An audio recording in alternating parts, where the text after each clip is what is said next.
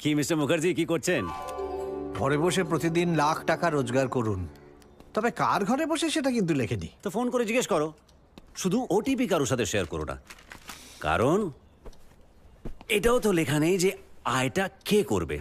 হ্যাঁ? সেটা তোমাকেই ভাবতে হবে, হ্যাঁ? কারণ এই বাড়িতে যে দুজনের সঙ্গে আমি থাকি তাতে আমি মানসিকভাবে দুর্বল আর কেমন একটা যেন হয়ে যাচ্ছি। এই জন্যই তো বলছি বিয়েটা কর। তুই তো আমার কথা শুনবি না। এই দেখো, তোমার সব ব্যাপার ঘুরে ফিরে এসে আমার বিয়েতে আটকাবে। ব্যাপারটা কি একটু খুলে বলো। সোমবার ডালিয়া, মঙ্গলবার কাউন চালের খিচুড়ি, বুধবার বড় দানা সাবু মাখা।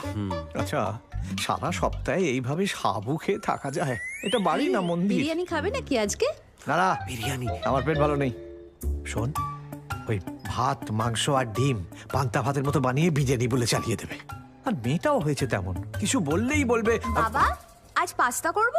না রে, এই তিহার জেল থেকে আমাকে বাঁচা। না আয়।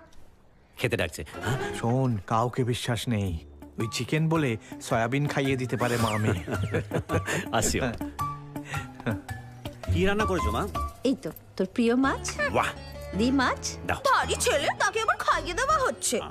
আহ তুই জানিস না, মায়েরা সবসময় ছেলেদেরকে বেশি ভালোবাসে। অবশ্য তোকেও কুড়িয়ে পাওয়ার পর থেকে আমরা সকলে আগলে রেখেছি। বলো মা, সেই কুড়িয়ে পাওয়া মেয়ে এখন কত বড় ডাক্তার হতে চলেছে ভাবো। সবাই কত গর্ব করবে, এমনকি সেই রাস্তাটাও গর্ব করবে যেখান থেকে তোকে কুড়িয়ে পেয়েছি রে পাগলি।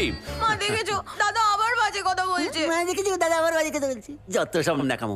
এই জন্য বলি ভুলভাল বন্ধুদের সাথে মিশিস না। তুই থামবি? আমার এ মাসের পকেট মানিটা কোথায়? যা, ওর পকেট মানি কোথায়? হবে না পকেট মানি। ওর পকেট মানিও দেবো, আবার অনলাইন পেমেন্ট করবো। দিবি না তো? দিস না। আমি আর তোর কে বল, যেদিন বিয়ে করে চলে যাব সেদিন বুঝবি।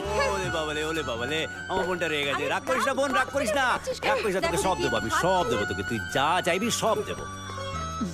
তুই কি ভালো রে দাদা। জানি রে। আচ্ছা, 16ই ডিসেম্বর ডেটটা কেমন হবে বলতো?